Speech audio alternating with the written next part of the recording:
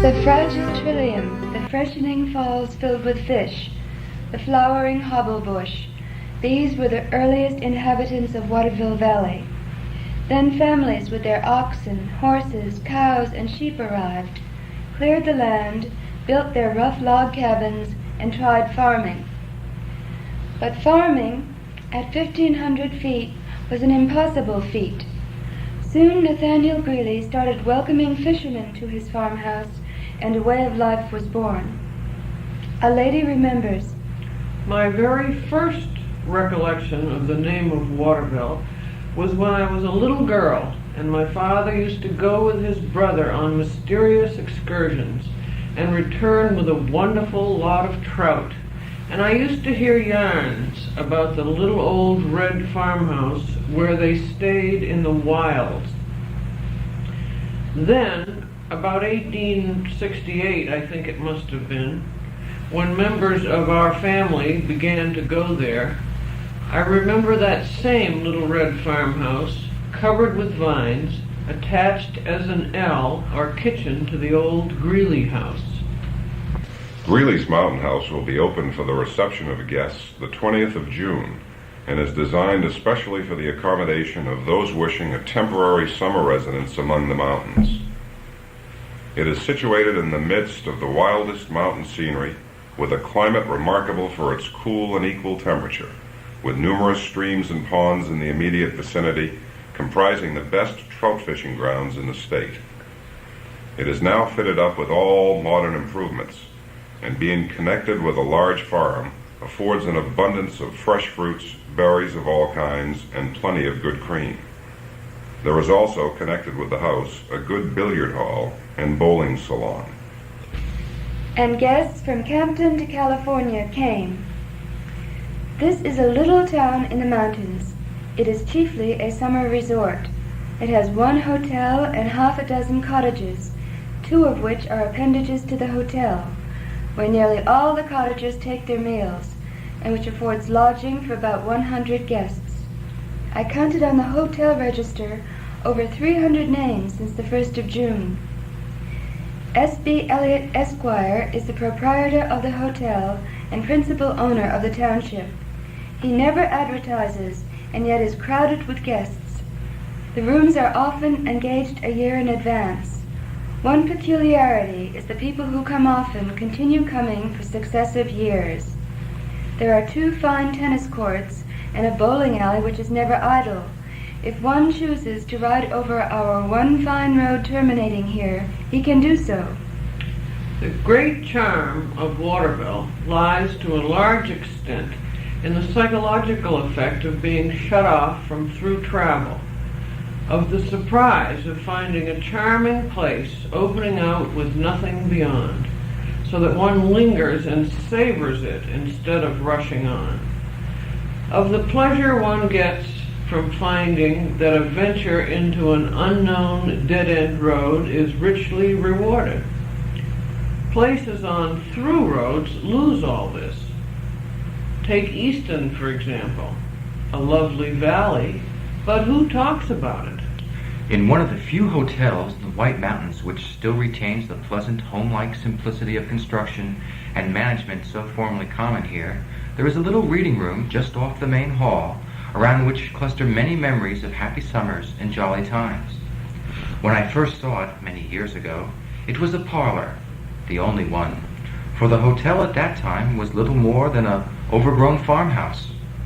It was an oblong room, quite small, with 2 windows opening on the piazza, and a third into a tangled bit of old-fashioned garden whose quaint flowers were a constant delight.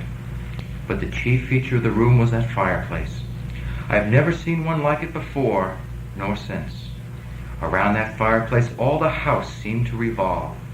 The course of the rainy afternoons and evenings, when everyone was confined to the house, remains distinct in my mind. About 5 o'clock there would be a row of faces at the windows, peering down the road for the stage, which brought the mail and occasional new arrival.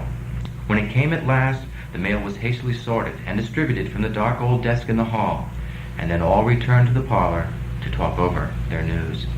Did I tell you that I had a little conversation with James Drake the day I came away from Waterville? He was on his way to the Republican Convention in Concord. Before we reached Plymouth, he sat behind me and talked with me. I told him that I was betting one of the little boys a day or two before that he had just as good a chance as all the little gentlemen at the hotel. I wish you could have heard the emphasis with which he replied, Guess he has. Why, he's as good a chance as I had. Why, the most of the education I ever had, I got right here in Waterville. But you went away to school, Mr. Drake, so I have understood. Yes, 2 terms, 13 miles in all. But I don't know as I learned any more there than I did to home. The future use of this schoolhouse was envisioned by an editor of the Looker-On, Waterville's first newspaper.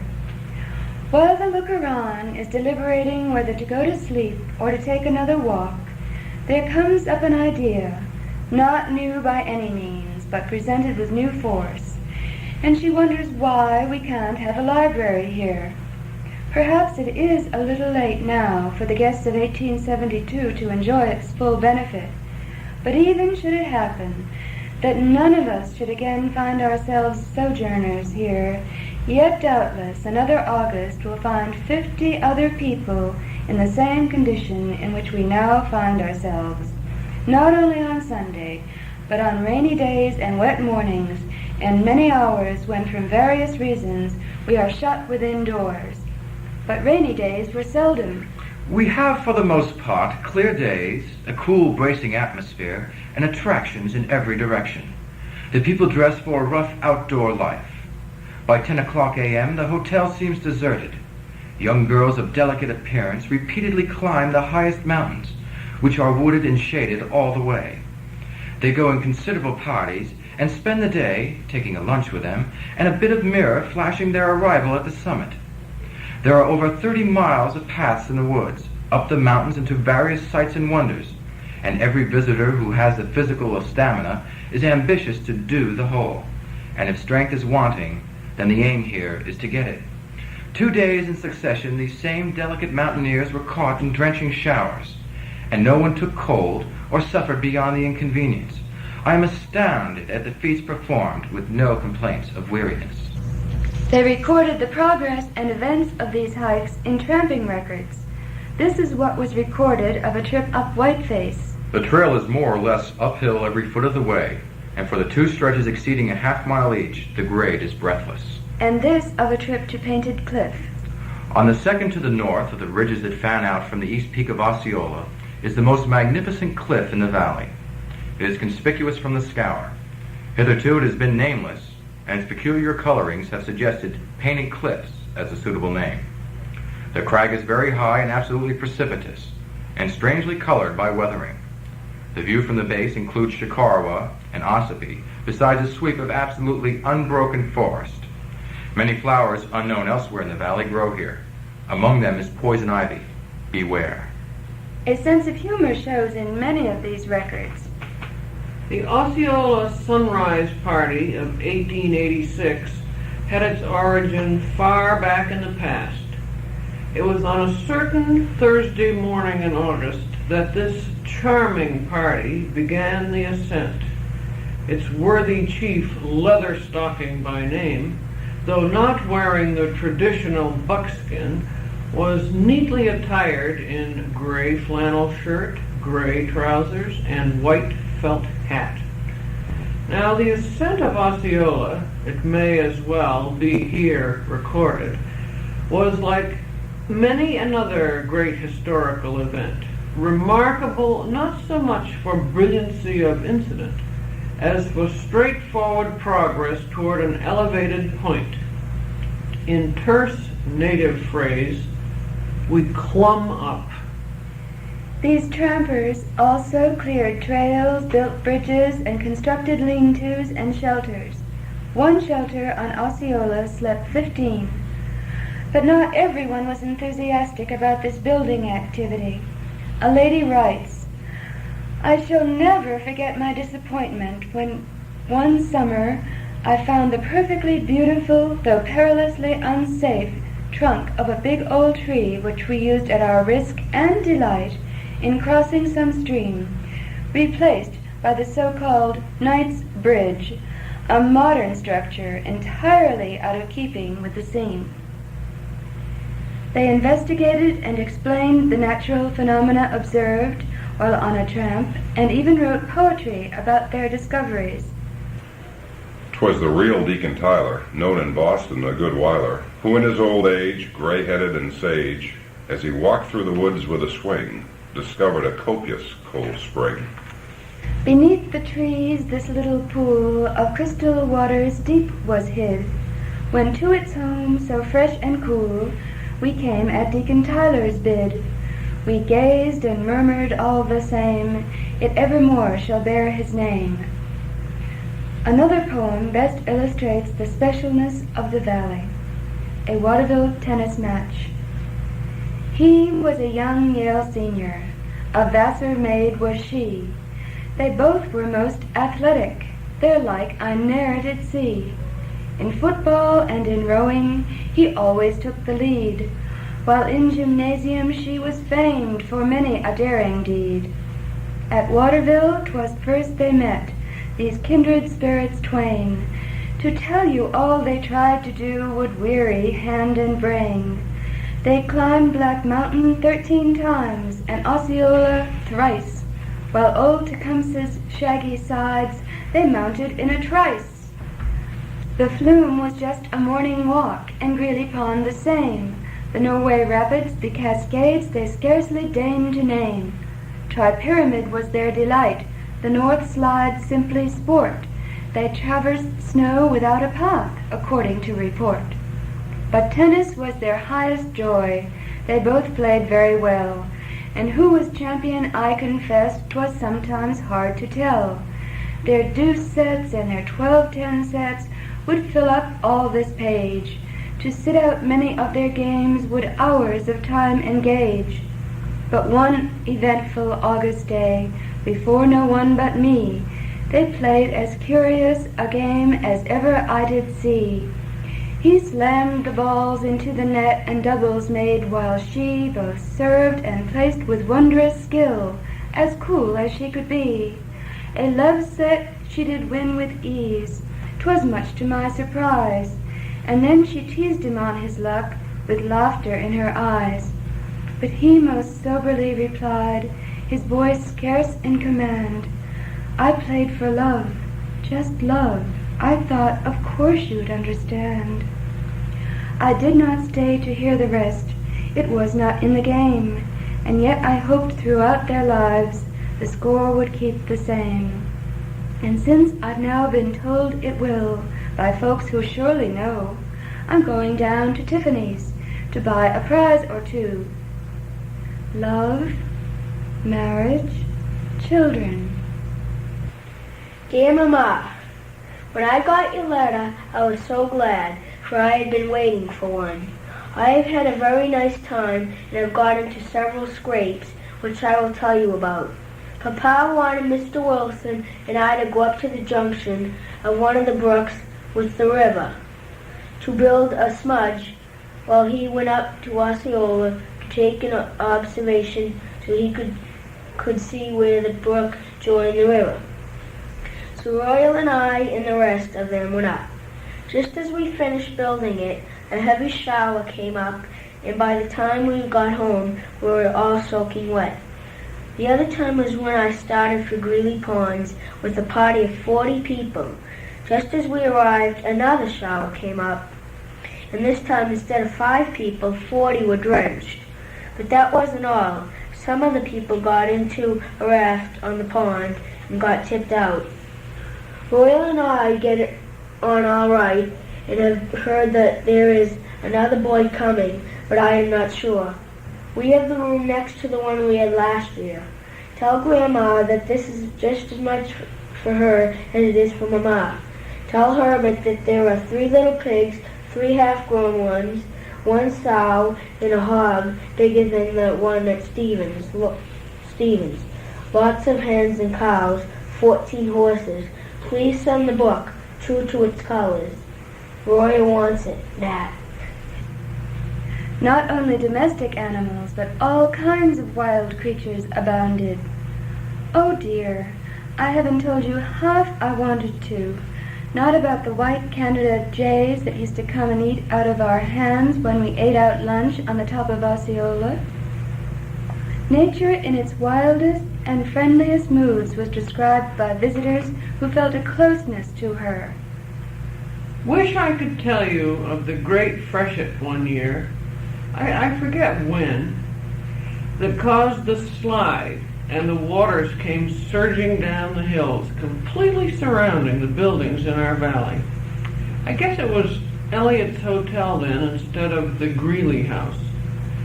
I do not remember feeling the fear I should have experienced, but only the disappointment that a flood and a freshet were not clear and foamy white, but instead were dirty and a muddy mess. Ah, brooklet, you're flippant and shallow at heart, but you cannot deceive me again with such art. When I go off again, I shall not believe that I've left you behind in sadness to grieve. The sadness is mine, that I cannot rejoice in the cheeriest play of your musical voice, for I'm sure that your loudest and merriest sally will be when we're all gone out of the valley. Your rivers improperly named, your rivers unhappily famed as the river that's mad, for it laughs as it passes your way, it sings an unwearying lay, it's the river that's glad. To be sure, at the dam farther south, it rages and foams at the mouth, and is visibly mad.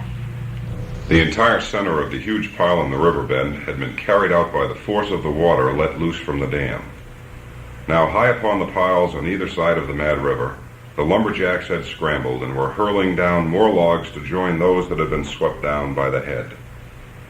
With pike poles and peavies, the river drivers loosened the top logs from their positions and sent them crashing downward over the pile, loosening other logs as they fell, until a veritable avalanche of timber thundered down into the roaring stream to follow the wood gone before. An editorial from the New York Times, December 12, 1926. Saving Mad River Notch. Mad River Notch is off the beaten track in New Hampshire. Its primeval forest of red spruce is known only to the neighborhood and to the more hardy among the summer hikers. Its isolation has saved it from destruction in the past. It may serve to save it in the future, despite the fact that it was bought last year by a lumber company prepared to build a railroad and cut this last stand of virgin timber in the White Mountains. 16,000 acres, more or less, of splendid forest may be preserved if only prompt action is taken. This winter, the heavy snows will weigh down the soft branches of the spruces, as it has done in centuries past. But unless Congress can provide the funds and the property is soon acquired, another winter's snow may lie on the shorn stumps and slashed limbs, while the sawmills twang their triumph as they eat the giant trees. Mad River Notch should be saved. The trees were saved, but then a new emergency faced the way of life in the valley: war. In the midst of war, the Waterville Valley stands out as a place of refuge, protected by nature, where one can seek refreshment of mind and body. We would emphasize that Waterville is a self-contained vacation unit, so that once there you can enjoy recreation and entertainment without expenditure of rubber or gas. While the necessary help will be engaged to form the nucleus and ensure a successful operation, guests will be expected to make their own beds and keep their rooms clean, and assist in waiting on tables and doing other miscellaneous jobs. In 1946, the directors of the Inn Association were able to report, all participants voted the war summers the most fun yet. Even though they washed and dug and cleaned, we learned to know what grand people the others were, and found that it was much more fun to work together. what grand people the others were. Here is a large, harmonious Christian family of character and intelligence, in lovely surroundings, nearer the ideal than any I have ever seen elsewhere. There are plenty of people who do not like or want what to us is the charm of the place, and who require some things not available here. But for those that like this kind of thing, it is just the kind of thing they like, and they like it very much. Perhaps a picture of the way a Sunday was spent in Waterville may interest the readers of The Greeting, though yesterday was in some respects an unusual day. Here, with 150 guests coming from a wide extent of country, Sunday is the best observed of any place I have ever been in. The golf grounds are close to the hotel, but no one plays on Sunday. Almost every person attends the church service. Yes, one Sunday a New Yorker did go out alone and knock a ball around a while. History does not record his fate.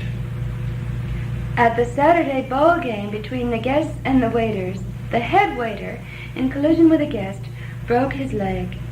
The first thing the head waiter, who has a widowed mother to help, said after his injury was, "This ends my chance to go to college this fall." A committee was appointed, and before night nearly $200 was contributed for him. At 6 o'clock, a party of 8 or 10 men, after a hasty supper, went to the logging camp and held an open-air meeting with the woodsmen, about 75 of them of all nationalities, sitting on piles of logs and a few benches. On our return to the hotel, we had our usual sing for half an hour, led by 4 violins and a new grand piano, played by the wife of a professor from Dakota, and followed by duets by Secretary Eddy of Boston and Professor Benneman of Dakota. All this in the hottest day for years. No matter what the temperature was, the Valley people enjoyed working together. When Reverend Buckley alerted them to the fact that the valley lacked that most romantic structure, a ruin, a group immediately formed to build the no-name castle in his backyard. 100 years later, we helped with Levitt's levitation, and a valley architect designed some of our buildings. But we did not confine our constructive skills to structures alone. In 1898, we went out and created 3 holes of a golf course with sand greens. A later commentator would observe, It was from putting on these sand greens that Waterville golfers were continually heard blasting the sand, from which the term sand blaster originated. This same commentator found lost tempers near the approach to Bull Hill every morning on his walks. Some of Waterville's golfers have been immortalized in verse. So here's to you, Dr. Briggs, sir, in your home in Waterville. You're a first-class proper surgeon and a right fine sporting man. We gives you your certificate, and each and all will sign, for at last you broke your 40s, and you made a 39. Then here's to you, Dr. Briggs, sir, and the missus just as fine. For the day you broke your 40s, she sank a 2 on 9. 'Twas the 17th of August in 1925, and there should have been a prize, sir, a-hanging on that drive. For some, the season for golf never ends, but for others, the snow season in the valley offered other enticements and recreations. We reached Greeley's Hotel, situated at the end of the road, about noon. As we entered the large hall, we found an open fire of cordwood sticks crackling in the home-like fireplace, and our bedrooms were provided with stoves. In spite of a severe snowstorm, all hands started off soon after dinner to visit the Cascades, a mile and a half distant. A covering of light snow spread over the hard crust, making the conditions perfect for snowshoeing. It was quite surprising to see how well the ladies stood the vigorous exercise. Even to the end of the tramp, they all kept up a good pace and betrayed very few signs of weariness. Though a ski trail without a lift was built on Tecumseh in the 1930s, a valley resident wrote in 1946, "Without some adequate uphill facility, no area will be at all popular during the early post-war years. Firstly, because those of us who have been denied skiing during these past years will want to catch up, and secondly, the younger generation who have been able to ski have visited only those areas with all modern uphill conveyances." The rope tow built in the early 1940s would not be enough. Ralph Bean understood this reality when he built the T-bar on Snows, and the inn, under Mr. Bean's ownership, became busier and busier in winter. Ski clubs considered the inn their headquarters. Then came Tom Corcoran with further plans for development of the valley. One resident observed, This fellow Corcoran continues to hang around, giving everyone the athletic heebie-jeebies. He seems to want to become part of the scenery. If he succeeds, yours truly requests first dibs on the pep pill concession. Though I've walked with 50 skiers, from the inns up to the base, you can see they don't start living till it's down the hill they race. Come back, you eastern skiers, come you back to Waterville. Once you've felt our snow beneath you, there's nothing else that can fulfill. On the road to Waterville, along the mad stream's crystal spill, where the deep white perfect powder gives exhilarating thrill. Waterville Valley celebrates. Waterville Valley celebrates. Waterville Valley celebrates. Waterville Valley celebrates. Waterville Valley celebrates. Celebrate. Celebrate. Celebrate. Celebrate.